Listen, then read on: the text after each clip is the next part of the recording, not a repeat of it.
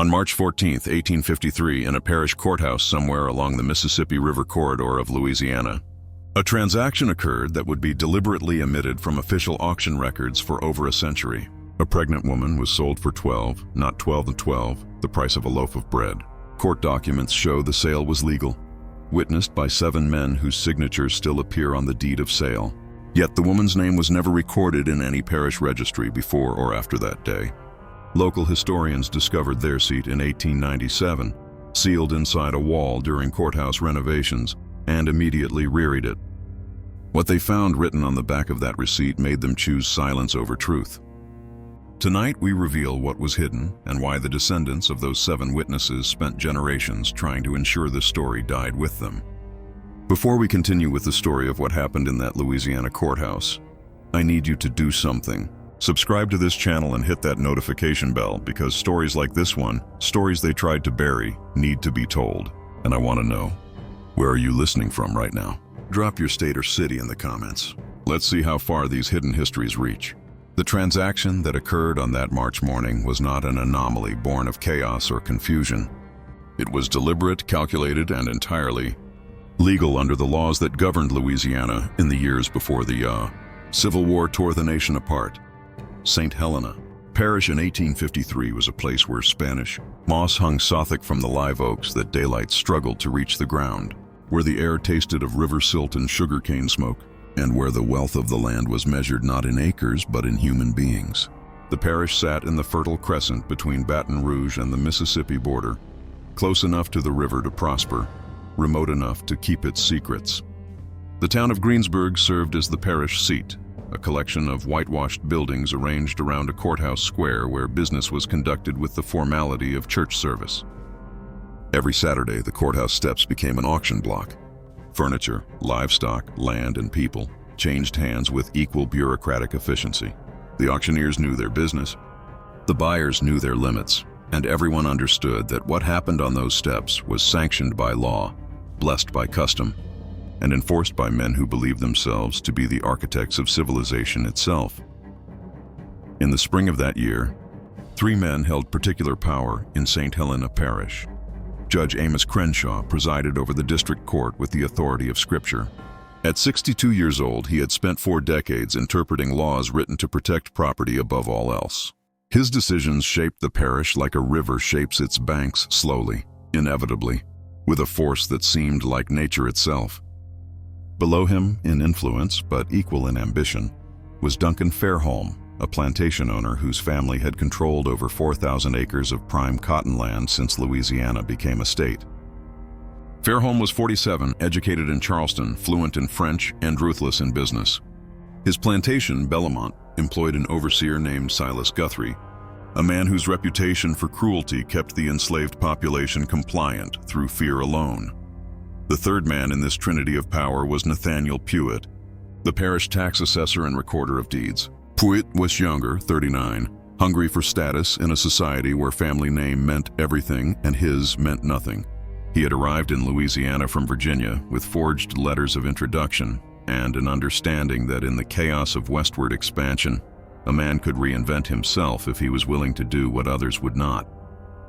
These 3 men intersected on the morning of March 14th because of a woman whose existence had been carefully erased from every record they controlled.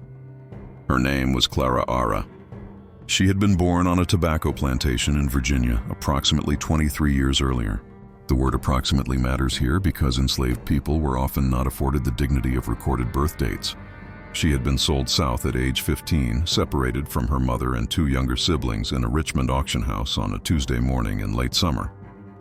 The man who purchased her was Edmund Fairholme, Duncan's father, who died of cholera in 1849, leaving his entire estate, including 47 human beings, to his son. Clara Ara worked in the main house at Bellamont. She was clever with numbers, could read despite laws forbidding it, and possessed a quiet dignity that Duncan Fairholme first noticed, then resented, then sought to destroy. In October of 1852, Clara became pregnant. She never spoke the father's name aloud. She did not need to. Everyone in the main house knew. The enslaved women who worked alongside her knew. Duncan Fairholm's wife, Margaret, knew, and Duncan himself knew with a certainty that filled him with such rage that he could barely look at Clara Ara without his hands shaking. Because the father was not Duncan, it was his younger brother, William. William Fairholm was everything Duncan was not. Where Duncan was severe, William laughed easily. Where Duncan saw human beings as agricultural investments, William saw the fundamental evil of the system he benefited from and lacked the courage to oppose it. He was 28 years old, unmarried, and living in the overseer's cottage at the edge of Belmont's property, ostensibly managing the northern fields, but mostly drinking and reading abolitionist literature he smuggled from New Orleans. His relationship with Clara Ara began as conversation. She brought meals to the cottage twice daily. He asked her questions about her life before Belmont. She answered cautiously at first, then with increasing honesty, as she realized he listened differently than other white men. Over months, conversation became something else, something that crossed every boundary their world had constructed. When Clara Ara's pregnancy began to show in late December, William did something unprecedented. He went to his brother and offered to purchase Clara Ara's freedom. The conversation occurred in Duncan's study on a Saturday evening. No written record exists of what was said, but what happened next was documented with meticulous precision. Duncan refused the offer, more than refused. He was insulted by it. In his view, William had violated the sanctity of property rights, had endangered the racial hierarchy upon which their entire society depended, and had embarrassed the Fairholm name in a way that could destroy their standing if it became public knowledge. William argued that he loved Clara Ara, that the child was his, that they should be allowed to go north, to a free state, to build a life beyond the reach of Louisiana law. Duncan's response was to immediately sell Clara, not to a slave trader who might take her far away where William could never find her. That would be too simple, too merciful. Duncan wanted his brother to watch, to witness, to understand the consequences of what Duncan called his betrayal. He arranged for Clara to be included in a public auction scheduled for March 14th, a routine sale of property seized for unpaid debts. The courthouse steps, full public view, entirely legal. But Duncan added a condition that revealed the depth of his cruelty. He set Clara's minimum bid at 12 cents. The amount was deliberate. In 1853, the average price for an enslaved woman of childbearing age in Louisiana was between $800 and $1,200. By setting the price at 12, Duncan achieved several objectives simultaneously. He demonstrated that Clara Ara had no value to him. He humiliated William by showing that the woman he claimed to love was worth less than a newspaper. And most cunningly, he ensured that no legitimate buyer would bid, because in the economy of slavery, price signaled quality. A woman offered for 12 cents must be damaged, diseased, unsuitable for work. No plantation owner would risk even minimal investment on such obvious refuse. Duncan knew exactly one person would bid. His plan was not to sell Clara to a stranger. It was tossle her to someone who would ensure her suffering continued under circumstances William could not prevent. He wassailing her to Silas Guthrie, his overseer. The night before the auction, William Fairholm disappeared. He left no note, took no horse, simply walked away from Belmont sometime after midnight, and was never seen in St. Helena Parish again. Some said he went north to join abolition movements in Boston. Others claimed he drowned himself in the Mississippi, unable to live with his powerlessness. A few whispered that Duncan had him killed and buried in the cane fields where dozens of enslaved people were already interred in unmarked graves. The truth was simultaneously simpler and more disturbing. William had gone to Judge Crenshaw's home in the hours before dawn and offered him everything he owned, approximately $3,000 in inheritance and land rights, for a single favor. He wanted the judge to invalidate the sale, to declare it unlawful on some technicality, to give William time to find another solution.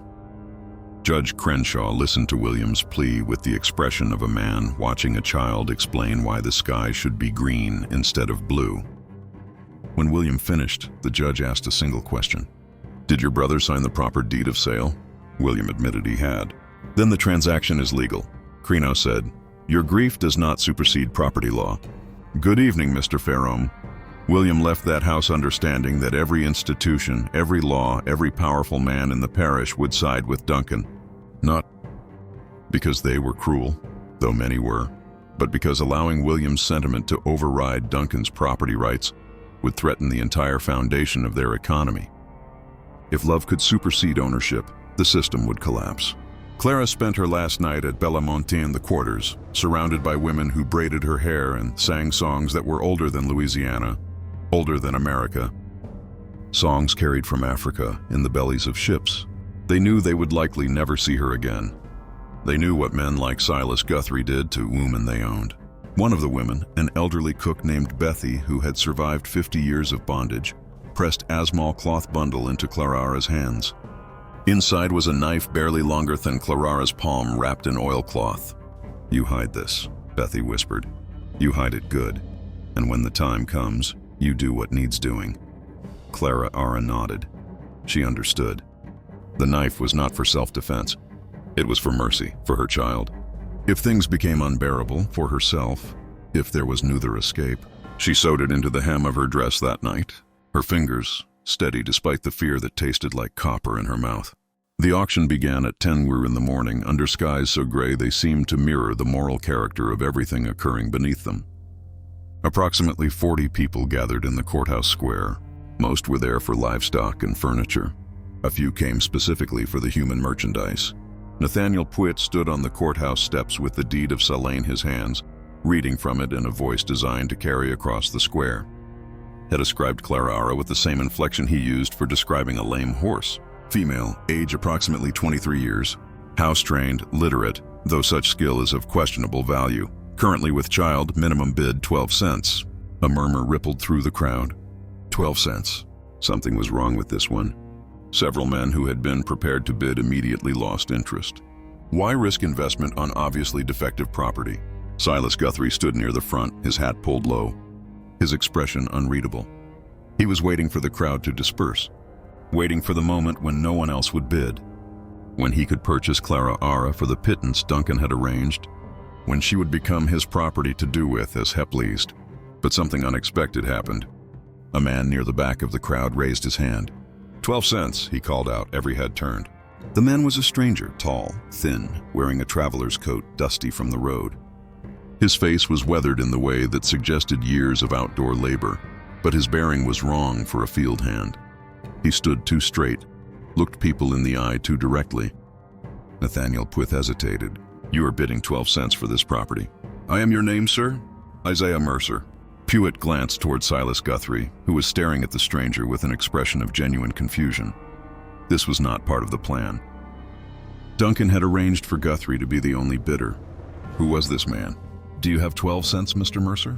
Isaiah Mercer approached the steps, reached into his pocket, and placed 12 copper pennies on the podium where Puitt stood. "I do." From his position near the courthouse door, Judge Crenshaw watched this exchange with increasing interest. He had been present at the auction specifically to ensure Duncan's plan proceeded smoothly. But now an unknown variable had entered the equation. Puitt looked desperately towards Silas Guthrie. The overseer's face had gone red. He understood what was happening. If he bid 13 cents, he would reveal his interest. He would make public what was supposed to be a quiet transaction. Duncan had specifically instructed him to wait until no one else bid to make it seem like he was doing Bellemont a favor by taking worthless property off their hands. But if he did not bid, Clara would go to this stranger. The seconds stretched. The crowd waited. Finally, Silas Guthrie spoke. 13 cents. Isaiah Mercer did not hesitate. 25 cents. 50 cents. Guthrie snapped. 1. The crowd was riveted.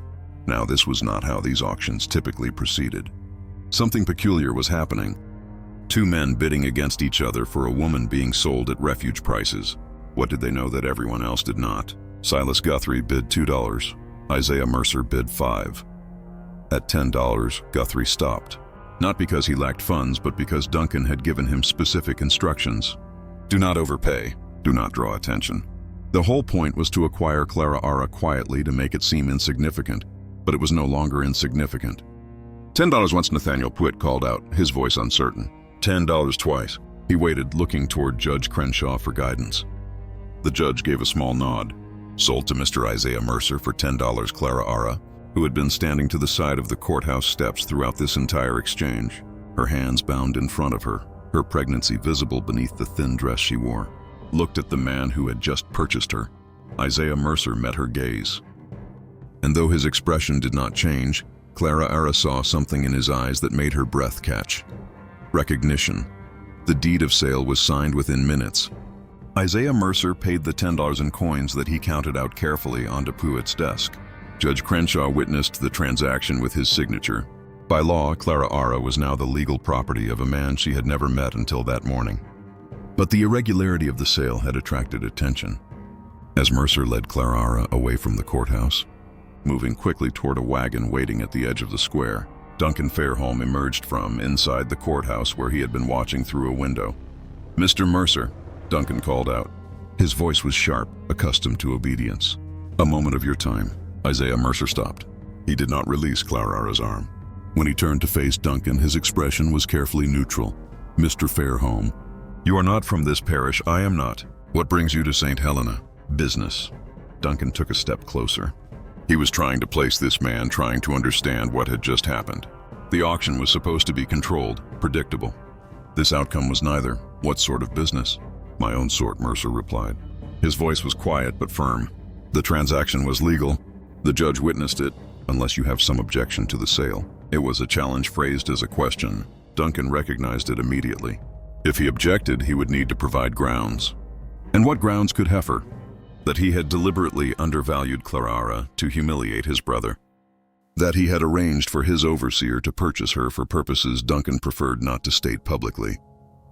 "No objection," Duncan said slowly, "though I am curious. What do you intend to do with property you purchased for such a price?" "That is my business, Mr. Fairholme. Good day."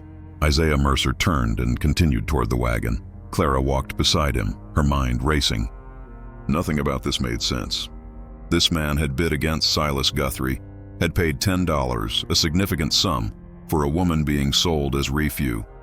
And when she'd looked into his eyes, she had seen something that terrified her more than anything that had happened in the past 4 months. He knew who she was. Not just her name, not just her situation. Heck knew her. They reached the wagon, a simple farm cart with a canvas cover. Mercer helped her climb into the back, his touch impersonal, but not rough. Then he climbed onto the driver's bench, took up the reins, and urged the horse forward. They rode in silence through Greensburg, past the storefronts and houses, past the church with its white steeple, past the boundary where cultivated land gave way to pine forest. Only when they were well beyond sight of the town did Isaiah Mercer speak. "You do not remember me." Clara Ara's voice was cautious. "Should I?" "Richmond, August 1845. You were 15 years old. I was there the day you were sold." Clara's blood went cold. "You were at the auction?" "I was." Mercer kept his eyes on the road. "I was working for a man named Ephraim Dalton, a slave trader. I drove his wagons, managed his property. I watched you and your family stand on that block. I watched your mother scream when they separated you. I watched Edmund Fairholme pay $700 and lead you away. Then you are no different than the rest of them," Clara Ara said, her voice hard. "I was no different," Mercer corrected. "I am no longer that man." He reached into his coat and withdrew a folded piece of paper. Without taking his eyes from the road, he handed it back to Clara Ara. "Read it." Clara Ara unfolded the paper with shaking hands. It was a deed of manumission, a document that, when properly executed and filed, would grant freedom to an enslaved person. The name on the document was hers. Clara Ara, no last name because she had never been granted one, but her description matched her age, the scar on her left forearm from a childhood burn. At the bottom of the document, unsigned, was a space for the owner's signature. Isaiah Mercer's signature. "I do not understand," Clara whispered. 8 years ago, I watched your family destroyed on an auction block," Mercer said. His voice was steady, but there was something beneath it. Something that might have been shame or grief or both. "I told myself I was just doing a job, that I was not responsible for the system, that I was just a small part of a large machine." Then one night in New Orleans, I watched Ephraim Dalton beat a man to death over $5. I watched him do it slowly, and I realized that every person who participates, no matter how small their role, makes the machine function. So I left, I went north. I worked with people who were trying to dismantle what I had helped build. He paused, navigating the wagon around a fallen branch. 3 months ago, a man came to a meeting in Cincinnati. His name was William Fairholme. He told us about a woman in Louisiana who was carrying his child. He told us his brother was going to sell her to an overseer known for brutality. He gave us the date and location of the auction. He asked if Fagnon could help. Clara Ara's hand moved instinctively to her stomach. "William sent you." "He paid me," Mercer said, "not to purchase you. He paid me to bring you north to a safe house in Illinois, to a place where you and your child can be free." Clara Ara stared at the deed in her hands. Freedom. The word felt foreign, impossible, a promise that had been weaponized against enslaved people for so long that she no longer trusted it. "Where is William now?" she asked. Mercer's silence answered before his words did. "He died 2 weeks ago. Fever," they said. "He was in Kentucky trying to arrange passage for others. The people I work with, they think it might not have been fever. They think someone from Louisiana tracked him down." Clara closed her eyes. William, reckless, idealistic William, who had read her poetry and promised her things that could never be. William, who had at least tried, which was more than most men in his position would ever do. "Duncan had him killed," she said. It was not a question. "We cannot prove it, buddies, I believe that." Just when we thought the worst of this story was behind us, when it seemed Clara Ara might finally find freedom, the true horror of what happened in St. Helena Parish is about to reveal itself. If this story is giving you chills, share this video with a friend who loves dark mysteries. Hit that like button to support our content, and do not forget to subscribe to never miss stories like this. Let us discover together what happens next. The wagon continued north through the afternoon, following roads that grew increasingly rough and remote. Mercer explained the route they would take. They would avoid main roads, travel mostly at night, rely on a network of safe houses operated by free black families and sympathetic whites. It would take weeks to reach Illinois, months before Clara would be truly safe. But something was wrong. Clara could not articulate it precisely, but years of survival had taught her to trust her instincts.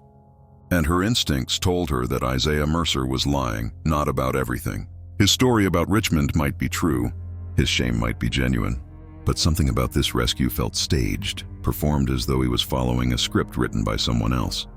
She thought about the auction, about how perfectly timed Mercer's arrival had been, about how he had known exactly when and where to bid, about how easily he had outmaneuvered Silas Guthrie.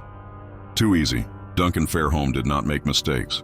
He planned everything with the precision of a general deploying troops. If he had wanted Clara to go to Guthrie, she would have gone to Guthrie. Unless Duncan had wanted something else to happen. The realization settled over Clara like ice water. This was not a rescue. This was a hunt. The wagon continued north through the afternoon, following roads that grew increasingly rough and remote. Mercer explained the route they would take. They would avoid main roads, travel mostly at night, rely on a network of safe houses operated by free black families and sympathetic whites. It would take weeks to reach Illinois, months before Clara would be truly safe. But something was wrong. Clara could not articulate it precisely, but years of survival had taught her to trust her instincts. And her instincts told her that Isaiah Mercer was lying, not about everything.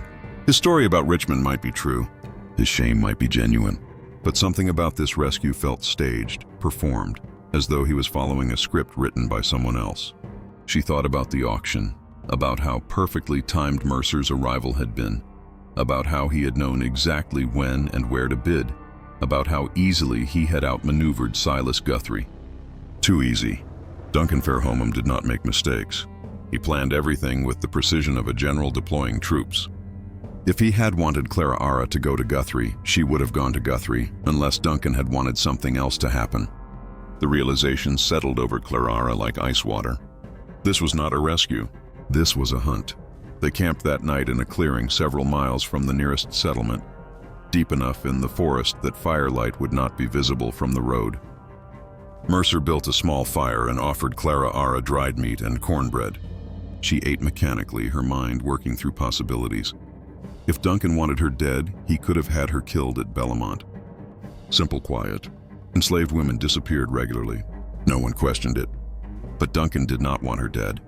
He wanted William destroyed completely. And William was already gone, already beyond Duncan's reach. So Duncan needed something else. He needed proof that William's betrayal had consequences. He needed the child Clara carried to suffer. And more than that, he needed it to be William's fault. The escape was designed to fail. Mercer was not rescuing Clara Ara. He was delivering her to something worse than Silas Guthrie. Somewhere along this route, they would be intercepted. Slave catchers, probably men who would claim Clara Ara was a runaway. The deed of sale would be declared fraudulent. Clara Ara would bear turn to Duncan under circumstances that would make her fate seem like justice rather than cruelty. And because William had arranged this escape, because he had paid for it, because he had involved abolitionists in a conspiracy to steal property, Duncan would be able to say that his brother had brought about Clara Ara's suffering, that William's sentiment had made things worse, not better. It was perfect revenge. The only question was when Thetrap would spring. Clara Ara waited until Mercer had settled on the opposite side of the fire, his back against a tree, his hat pulled low. She waited until his breathing deepened. Then she carefully reached into the hem of her dress and retrieved the knife Bethy had given her. The blade was small but sharp. She tested the edge against her thumb, felt it bite. She could kill him right now while he slept. It would be easy. But then what? She was pregnant, alone, somewhere in Louisiana forest with no money, no map, no allies. Even if she made it to a road, she would be captured within days. A pregnant black woman traveling alone would be stopped, questioned, returned to whoever claimed ownership. The knife was not the answer, but maybe honesty was. "I know this is not real," Clara said quietly. Mercer did not move. For several seconds, she thought he might actually be asleep. Then he pushed his hat back and looked at her across the fire. "Explain." "Duncan planned this. He wanted me to try to escape. He wanted it to fail. You are part of that plan." Mercer's expression did not change. "Why would I agree to such a plan? Money or safety? Maybe Duncan threatened to expose you for helping runaways. Maybe he offered to pay you more than William did. I do not know why, but I know this is not what you told me it was." The fire crackled between them. Somewhere in the darkness, an owl called. Finally, Isaiah Mercer spoke. "You are smarter than William gave you credit for." Clara Ara's grip tightened on the knife. "So I am right, partially." Mercer sat forward, Heiselbows on his knees. "Yes, Duncan knows about this escape. Yes, he planned for it to fail. But you are wrong about why I am helping him." "Then why?" "Because if I did not, someone else would. And that someone else would deliver you directly to slave catchers who would hurt you in ways I will not describe. Duncan gave me a choice: lead you north and let his men intercept us in a way that leaves you physically unharmed, or refuse, and watch him give the job to men who would make you wish you had never been born." Clara Ara laughed bitterly. "So you chose the merciful betrayal?" "I chose to give you a chance." "What chance?" "You just said we will be intercepted." "We will be. Tomorrow afternoon, approximately 20 miles north of here. 4 men will be waiting on the road.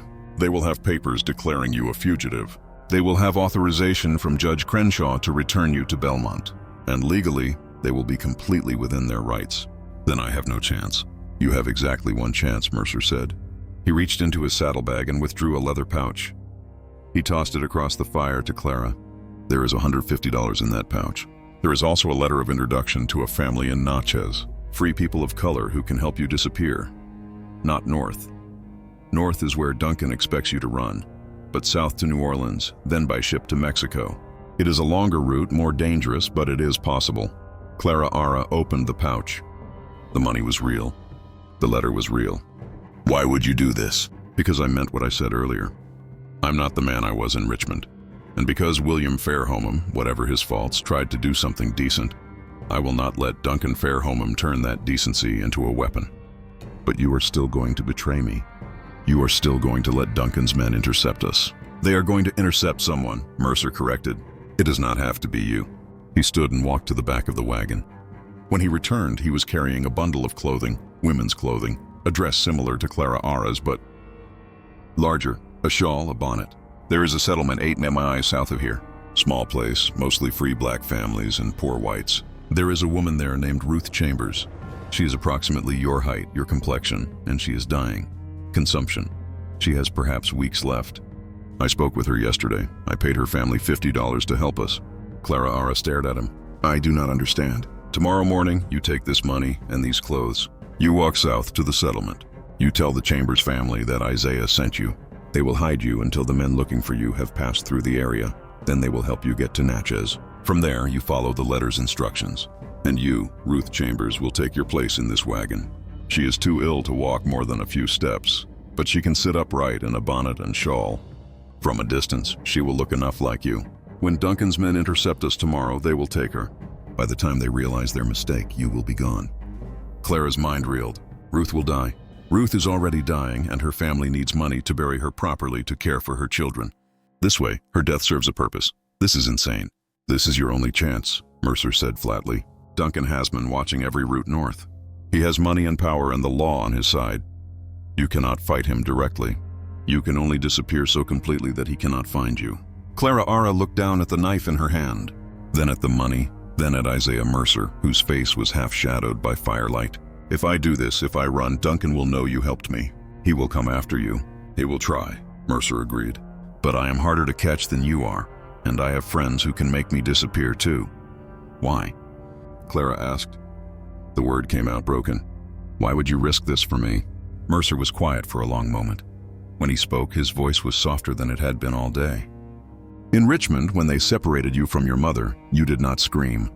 You did not fight. You stood on that block and you looked at the men bidding on you with an expression that said you knew exactly who they were and what they were capable of. You were 15 years old and you had more dignity than any of them would ever possess. I have seen that expression in my dreams for 8 years. It is time I did something to earn the right to forget it. Clara Ara felt tears burn behind her eyes but refused to let them fall. Crying was a luxury enslaved women could not afford. Tears were interpreted as weakness, as submission, as evidence that they had accepted their condition. She had learned early to keep her grief internal, to let it calcify into something harder. There's something else you should know, Mercer continued. His voice had dropped lower, as though the forest itself might be listening. About Duncan Fairholme. What about him? William told us things before he died. Things about his brother, about Bellamont. Mercer paused, choosing his words carefully. You were not the first. Clara's blood went cold. The first what? The first woman Duncan sold to Silas Guthrie. There were 3 others. Over the past 5 years, all of them house servants. All of them young. Duncan would arrange some minor infraction, some excuse to remove them from the main house. Then he would sell them to Guthrie at auction. Always for suspiciously low prices. Always legally documented. Always witnessed by Judge Crenshaw. What happened to them? Twodied within a year.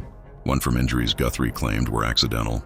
The other from what was called fever. Thought the enslaved people at Bellamont said she had been beaten so badly she never recovered. The third woman, her name was Sarah. She disappeared entirely. Guthrie claimed she ran away. No one ever saw her again. Clara Ara thought of Bethy, the elderly cook who had given her the knife. Bethy would have known these women, would have watched them disappear one by one, would have understood exactly what fate awaited Clara Ara if she ended up in Guthrie's possession. Why would Duncan do this? Clara Ara asked, though she suspected she already knew the answer. Because he could, Mercer said simply, sir.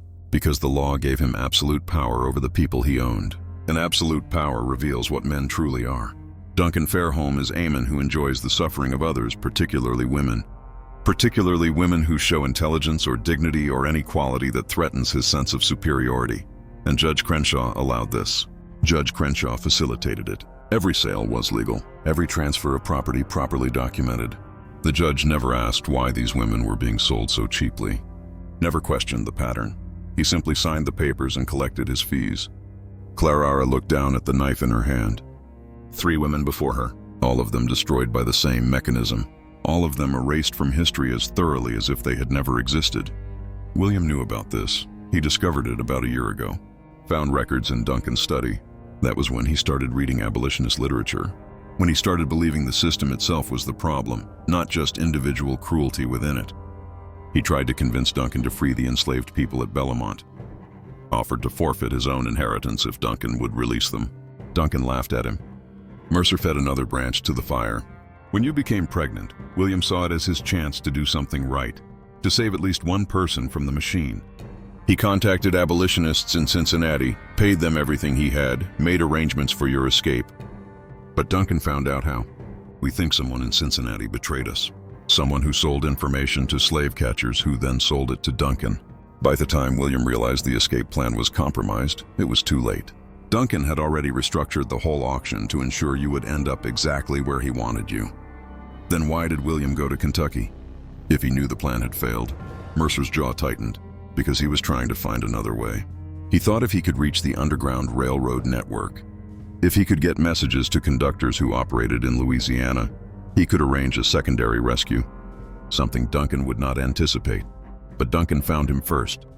Duncan's reach is longer than any of us understood. He has connections to slave catchers across 5 states, men who make their living hunting human beings. When William started asking questions in Kentucky, someone reported it. 3 days later, William was dead. Clara Ara absorbed this information slowly. William, foolish and idealistic. William had actually tried.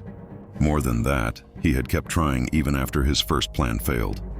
That had to count for something, even if it ultimately accomplished nothing. The fever, they said, killed him, Clara Ara asked. What really happened? We will never know for certain. His body was found in a boarding house in Louisville. The proprietor said William had been sick for 2 days, complained of stomach pain, vomiting, died in his sleep. But one of the abolitionists who saw the body afterward said William's fingernails were blue. His lips were discolored. Those are signs of poisoning, not fever. Duncan poisoned his own brother or paid someone to do it. Either way, William became a problem Duncan needed to eliminate, and Duncan is very good at eliminating problems while keeping his own hands clean.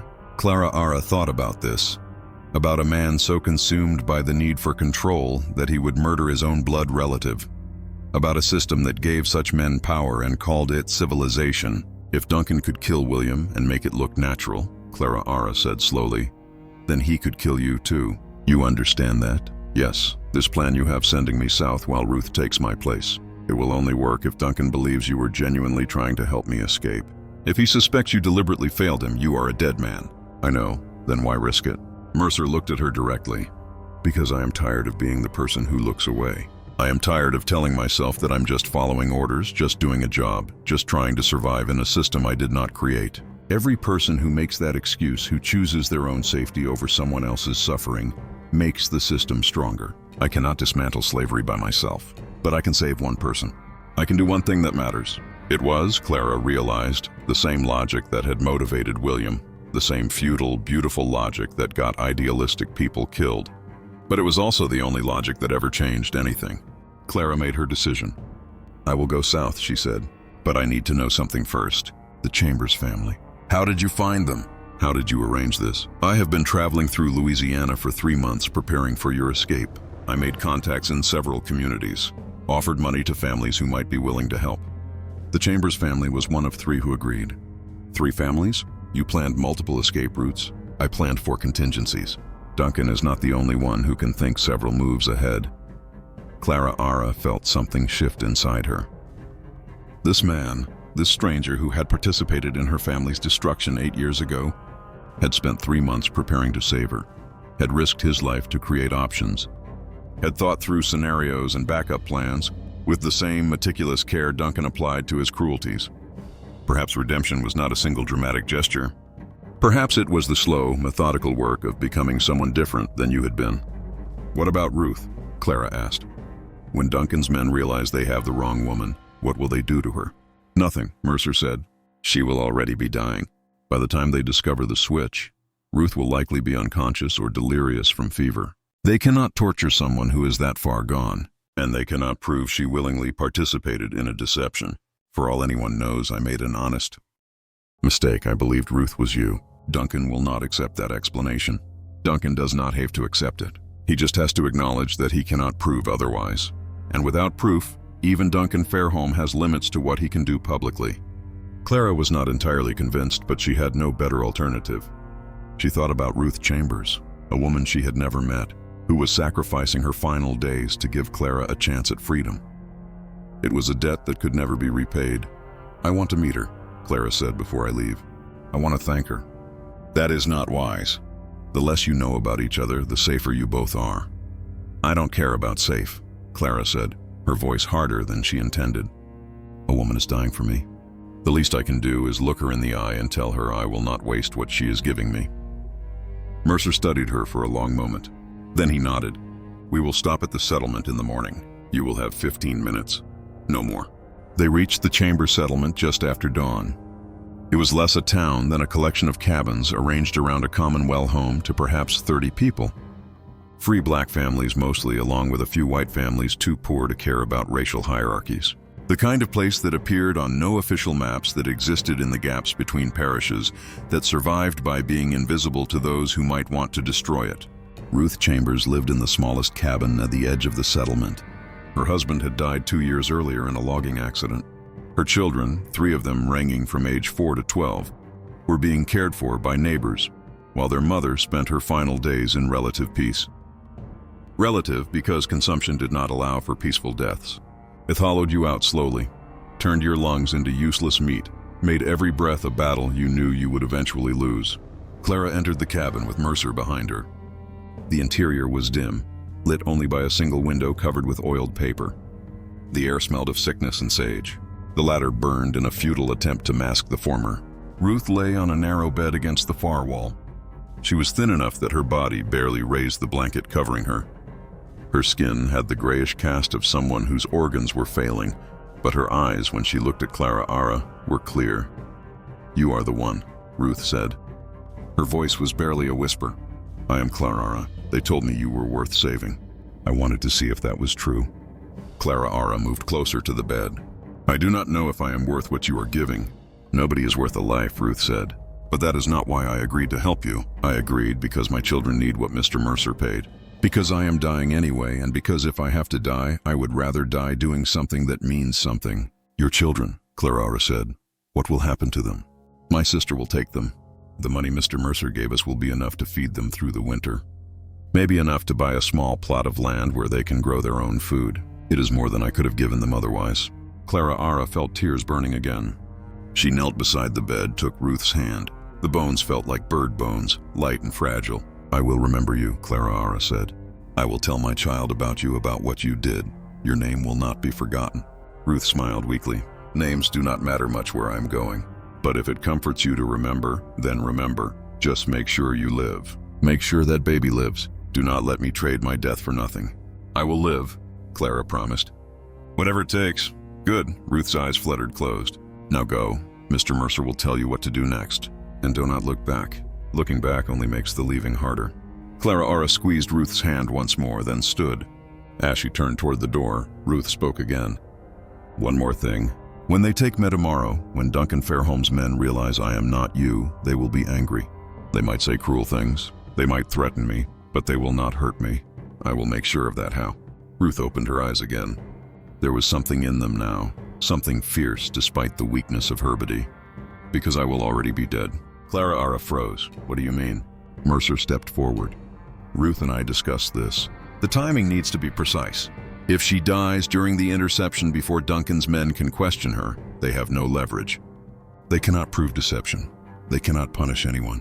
All they can do is admit they failed." "You are planning to die at exactly the right moment?" Clara Ara asked, incredulous. "I am planning to die on my own terms," Ruth corrected. "Consumption will kill me within weeks anyway. This way I choose when and how.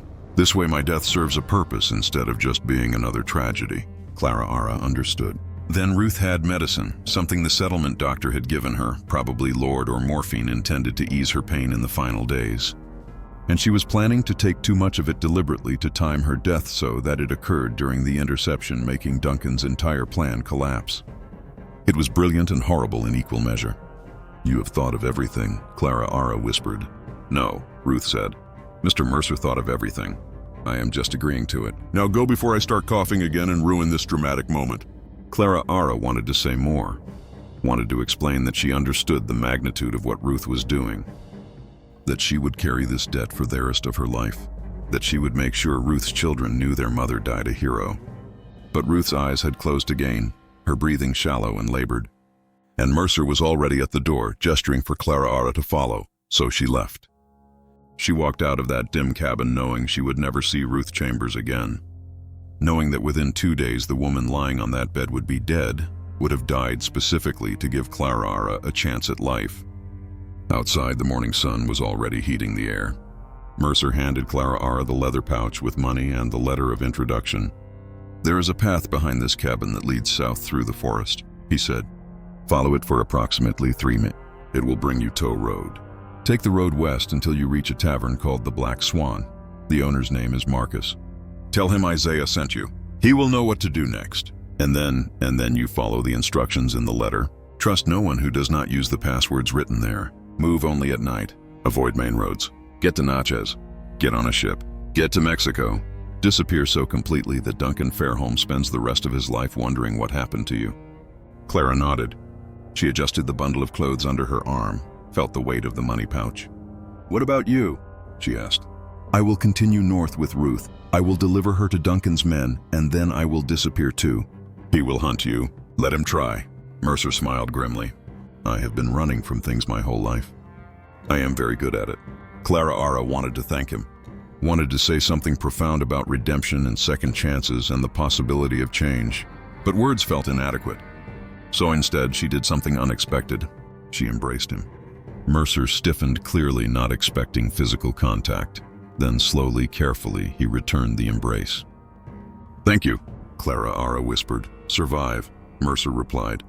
"That is all the thanks I need." They separated. Clara Ara turned toward the path Ruth had indicated. She did not look back. Looking back only made the leaving harder. Behind her, Isaiah Mercer watched until she disappeared into the trees. Then he returned to the cabin where Ruth Chambers lay dying, where a plan had been set in motion that would either save Clara's life or destroy everyone involved. The next 24 hours would determine which. Clara Ara left before dawn, carrying the leather pouch and wearing the bundle of clothes over her arm. Mercer watched her go, a silhouette against the gray pre-dawn light, then turned to hitch the wagon. By the time the sun rose, Ruth Chambers was sitting in the back of the wagon, wrapped in Clara Ara's shawl, her face hidden by the bonnet. She was so thin that the pregnancy pillow Mercer had fashioned from rags and secured around her waist looked almost believable.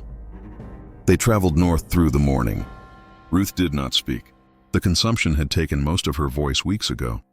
She simply sat swaying with the motion of the wagon. Her breathing labored. At approximately 2 hours in the afternoon, 4 men on horseback appeared on the road ahead. They matched Mercer's description exactly.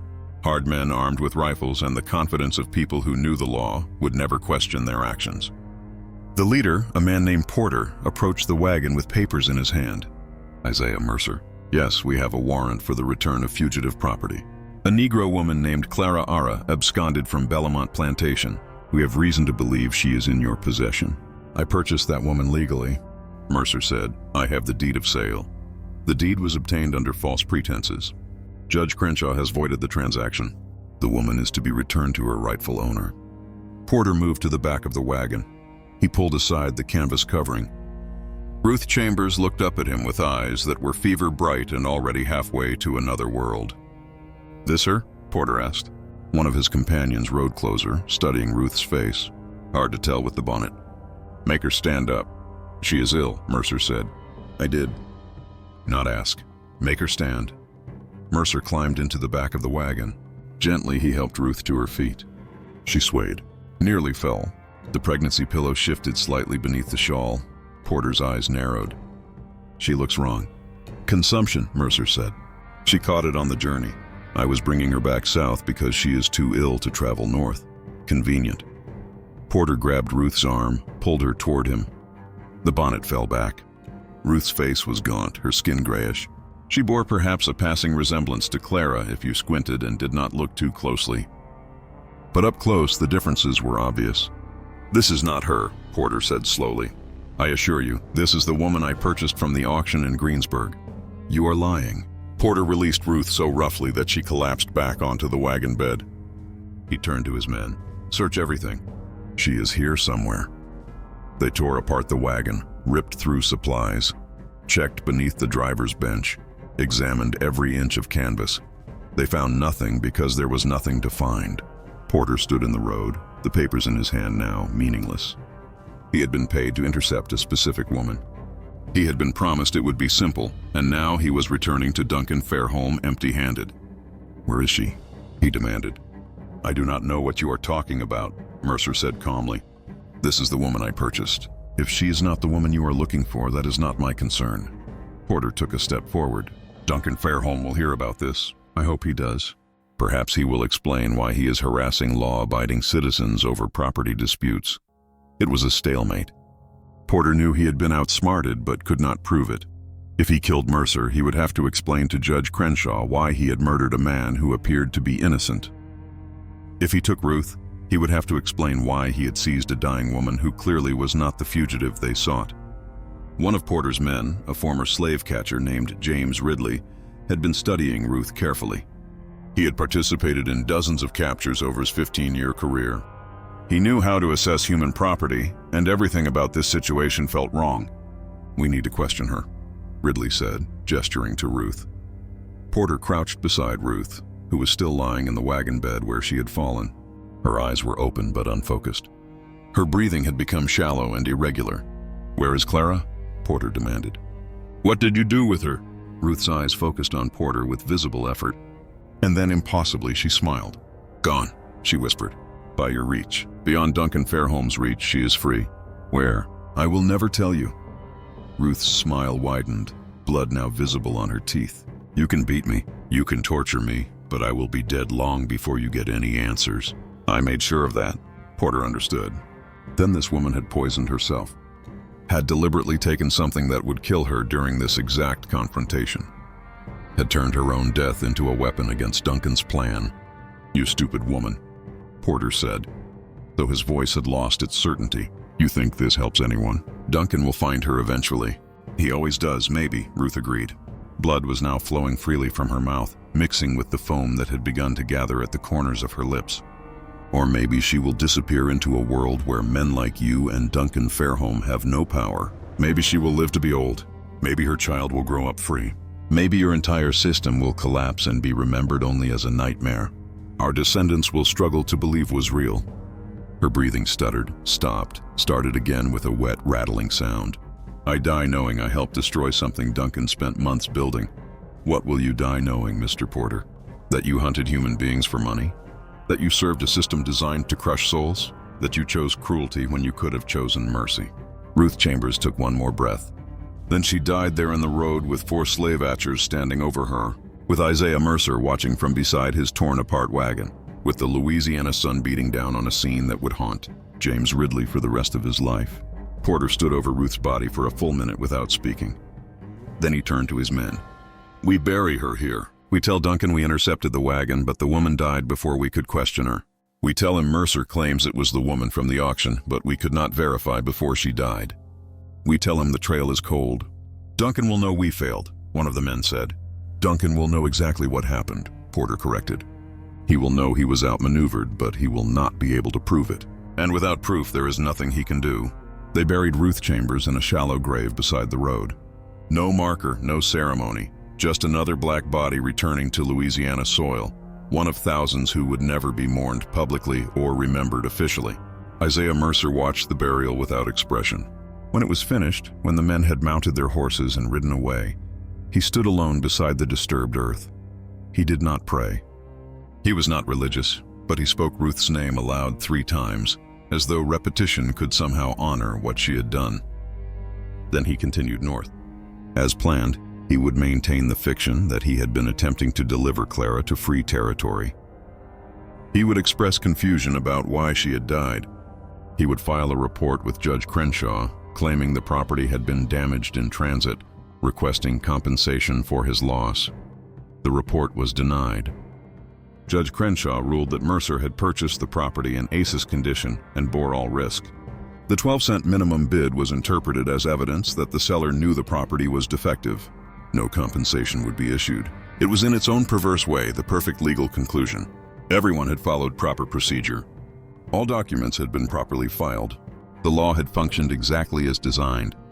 And yet Duncan Fairholme's revenge had been thwarted by a dying woman and a former slave trader seeking redemption. Years later, in 1868, James Ridley experienced a religious conversion and confessed his past sins to a Methodist minister named Reverend Thomas Hargrove. Among those confessions was a detailed account of what happened during the interception. On that March afternoon in 1853, Ridley described Ruth's final words, described the blood on her lips and the fierce intelligence in her dying eyes, described how she had smiled as life left her body, secure in the knowledge that she had broken Duncan Fairholme's carefully constructed mechanism of cruelty. "I have captured over 200 fugitives in my life," Ridley told the minister. "I have seen men and women beg for mercy. I have seen them fight and scream and pray, but I have never seen anyone choose death as deliberately as Ruth Chambers did." She turned her last breath into an act of defiance. She died free, even though the law said she was not, and that haunts me more than all the others combined. Reverend Hargrove wrote down Ridley's confession, recognizing its historical importance, but he never published it during his lifetime. The confession sat in his personal papers until his death in 192, at which point his daughter Sarah discovered it while sorting through his effects. She was horrified, not merely by the content, though that was disturbing enough, but by the implications. Her father had known about this incident for 34 years and had never reported it, had never shared it with historians or journalists, had simply preserved it privately as though documenting evil was sufficient without actually confronting it. Sarah Fletcher did something her father had not. She published the confession in 193 in Asmal Abolitionist Journal that few people read, but she published it. She made it part of the public record. That publication is how we know the details of Ruth Chambers's final moments. How we know she chose her death deliberately, how we know she smiled as she died, secure in the knowledge that she had broken Duncan Fairholme's plan. Duncan Fairholme spent the next 6 months searching for Clara. He hired professional slave catchers. He placed advertisements in newspapers across 3 states. He offered rewards that increased from $500 to $2,000. He never found her. Judge Crenshaw died in 1861, just before Louisiana seceded from the Union. He took whatever knowledge he had of the true circumstances to his grave. Duncan Fairholme survived the Civil War, but lost everything in its aftermath. Bellarmine was burned by Union troops in 1863. Duncan himself died in 1872 in a boarding house in Mobile, Alabama, bankrupt and alone. His wife Margaret had left him years earlier. His brother's name was never mentioned in his presence again. Silas Guthrie, the overseer, was found dead in 1854 in a ditch outside Greensburg. The official cause was listed as accidental drowning, though he was found face down in less than 6 in of water. No charges were ever filed. Nathaniel Pewitt continued as parish recorder until 1863, when he fled Louisiana ahead of Union forces. He was never heard from again. The receipt discovered during the 1897 courthouse renovations contained more than just the record of Clara'ara's sale. On the back, written in William Fairholme's hand, was a message to whoever finds this. "My name is William Fairholme. I tried to save a woman I loved from my brother's cruelty. I failed her as I have failed in most things of importance. If you are reading this, know that the greatest evil is not the evil done by wicked men, but the evil permitted by good men who lack the courage to act. I lacked that courage when it mattered. I pray you will not." The historians who found this message understood its implications immediately. They buried it again, sealed it back into the wall where it would remain hidden for another 100 years. The receipt was rediscovered in 1998 during another renovation. This time it was preserved. It now sits in the Louisiana State Archives, but Clara's fate remains unknown. Some historians believe she made it to Mexico, possibly settling in Veracruz, where a community of escaped enslaved people had established themselves. Others think she went to Haiti. A few believe she died somewhere along the journey. One theory, proposed by a genealogist in 2006, suggests that a woman matching Clara'ara's description appeared in census records in Illinois in 1870, living under the name Clara'ara Freeman with a mixed race daughter born in 1853. The daughter's name was listed as Ruth. If the theory is correct, if Clara'ara did survive and build a life in freedom, then Isaiah Mercer succeeded. The rescue designed to fail failed to fail. The trap Duncan so carefully constructed caught nothing. But we cannot know for certain. The historical record is incomplete. Documents were destroyed during the Civil War. Memories were deliberately suppressed. What we are left with is fragments: a deed of sale, a receipt, a message hidden in a wall, census records that might refer to someone else entirely, and questions that will never be fully answered. Perhaps the silence of history is itself a kind of answer. Perhaps the fact that we cannot trace Clara'ara's path means she successfully disappeared, that she became impossible to follow, that she achieved what so many enslaved people dreamed of: complete and total freedom from the system that sought to control every aspect of their existence. Or perhaps she died alone and forgotten. Another casualty of a system that destroyed millions of lives with bureaucratic efficiency. The 12-cent transaction stands as a monument to that ambiguity. It was legal, witnessed, recorded in official documents, and yet it feels profoundly wrong in a way that transcends the already considerable wrong of slavery itself. The deliberate devaluation of a human life, the use of bureaucratic mechanisms to inflict cruelty, the participation of judges and clerks and ordinary citizens in a transaction designed specifically to cause suffering. Everyone involved made choices. Duncan chose revenge. William chose risk, albeit too late. Isaiah Mercer chose redemption. Judge Crenshaw chose law over mercy. Ruth Chambers chose to use her death to help a stranger. Clara chose survival, whatever that required. And the 7 men who signed the deed of sale as witnesses chose to participate in something they must have known was deeply wrong.